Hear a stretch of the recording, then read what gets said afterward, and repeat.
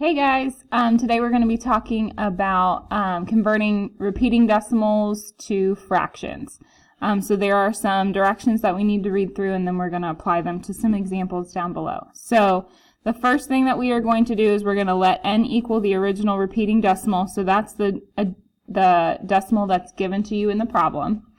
Then you will move the decimal so that the first recurring number is before the decimal point, and that means that you're multiplying by a power of 10. So every time that you are moving a decimal point over, it means that you are multiplying by a power of 10. After that, you subtract the decimal numbers and subtract the ends, and then divide, and you're going to leave in fraction form. So let's apply that down here. So the first thing that we are going to do is we are going to take our repeating decimal and we're going to set it equal to n. So n is equal to 0.3 repeating. So the next step would then be to move the decimal so that the first recurring number, so the first repeating number, is before the decimal point. This one is pretty simple because we only need to move it one place over, so it becomes 3.3 repeating. I move that decimal point one place over, and so that's like multiplying by a power of 10, so now we have 10n as opposed to just n. So now that we have done that, we're going to subtract our ends. We're going to rewrite this first of all. So we have 3.3 repeating equals 10n, and then 0.3 repeating equals just 1n, and we're going to subtract everything. So 3.3 repeating minus 0.3 repeating just gives me 3. 10n minus 1n gives me 9n. And now I'm going to divide so that I get n by itself. So I'm going to divide by 9 on both sides. And so I get n is equal to 3/9. Well, that's not in simplest form, so I'm going to reduce that. So my final answer would be 1/3. That is my answer. So let's take a look at the next one. We have negative 0.2 repeating. So once again, we are going to take this and we're going to set it equal to n.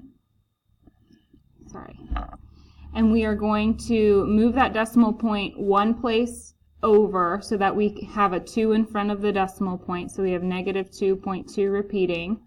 When I move that decimal, it's the same thing as multiplying by a power of 10. So now I've set everything up the way that I need to do it, and now I'm going to subtract my value. So I have negative 2.2 equals 10n. And I am going to subtract 0.2, which just equals 1n. For our intents and purposes here, you can just ignore the negatives and add it back on after you do the subtraction. So 2.2 repeating minus 0.2 repeating just gives you 2. 10n minus 1n gives you 9n. And then we are going to divide by 9 on both sides. And so our answer would be n equals negative 2/9. So you can check your answers too to make sure that the fractions that you got are correct. If we did negative 2 divided by 9 in our calculator, we would get negative 0.2 repeating.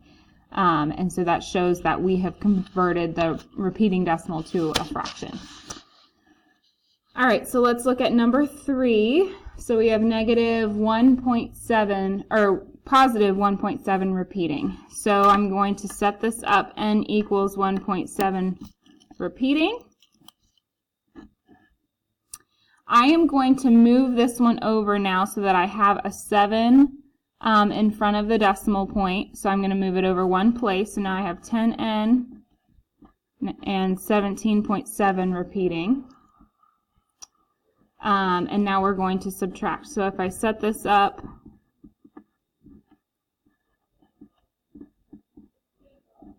now I'm ready to subtract. So 10n minus 1n just gives you 9n.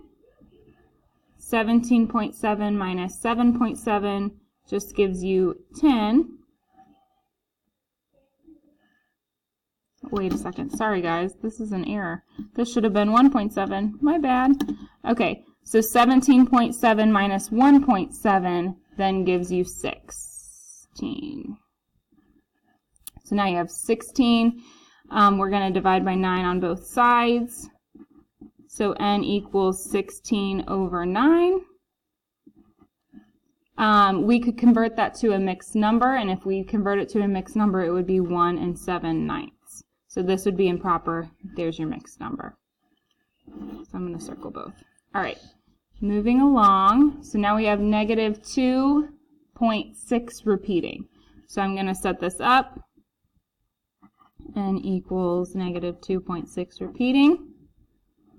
I'm going to move it over so that I have a 6 in front of the decimal point, so that's the same thing as multiplying by a power of 10. So now I have negative 26.6 repeating.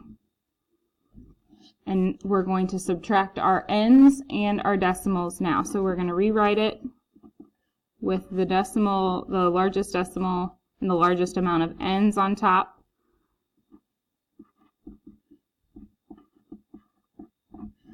And we're going to subtract. So, and notice, guys, when we are subtracting, the repeating part should be canceling out. So that's the whole reason that we are moving decimals over, is so that we can get a nice whole number. So when I subtract, I'm getting rid of that 0.6 repeating, and now I just have 26 minus 2, which would give me 24. And then on this side, once again, 10n minus 1n just gives me 9n. I divide, and I'm left with n equals 24 over 9. Remember, it's negative, so I'm going to put my negative in there too. If we convert this to a mixed number, we would get negative 2 2/3. So either or would be correct. All right. So these two are a little bit different because the decimal that is repeating has a non-repeating digit in front. So we're going to do this one a little bit different, but still the same method. There's just kind of an extra step involved. So the first thing that we need to do is we need to set everything equal to n. So we have 0.46 repeating. If I move that decimal one place over, so I multiply it by a power of 10, now I have 4.6 repeating. So I don't have my repeating decimal in front of my decimal yet. So I need to multiply it by another power of 10. So really now I'm multiplying it by 100, right?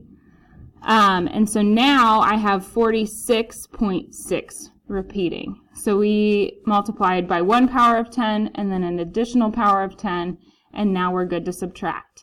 So when we do this, we are actually going to subtract 100n minus 10n. So we're going to rewrite those two. So 100n equals 46.6 repeating. 10n equals 4.6 repeating. So when I subtract, 100 minus 10 gives me 90n. 46.6 repeating minus 4.6 repeating just gives me 42. And now I'm going to divide. I'm kind of running out of room, so I'm going to write it over here. So I have n equals 42 over 90. And then if we reduce that down, we would get, we could divide by 6 in the numerator and 6 in the denominator, and we would get 7/15. And that would be my final answer. All right, so number 6 is the same kind of method and problem that we just did. So we have negative 1.83 repeating. So the 8 is not repeating, but the 3 is. So when I set this equal to n, now I'm going to have to move the decimal over once. So I'm multiplying by a power of 10. So now I have negative 18.3 repeating. But my 3 is not in front of my decimal point yet, so I have to do it an additional time. So now I'm multiplying by another power of 10. So now I'm at 100n. And my decimal changes to 183.3 repeating. So now we're good to subtract because we have one of our 3's in front of the decimal point, and that's what we needed.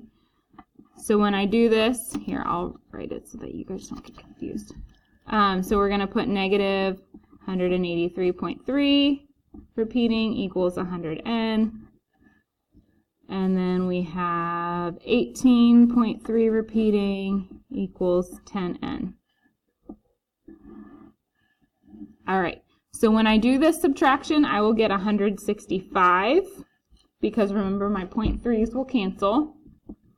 And then 100n minus 10n gives me 90n. And I'm going to divide by 90 on both sides. Remember, it is negative, so we have negative 165 over 90, which would reduce to negative 1 75/90. And then if we reduce that again, we could reduce 75/90 down to negative 1 5/6. Okay. So this is an 8th grade concept, guys. It is a little bit more challenging, so I know that you guys probably will have questions. Make sure that you type them into your Edpuzzle so that we can answer them in class tomorrow.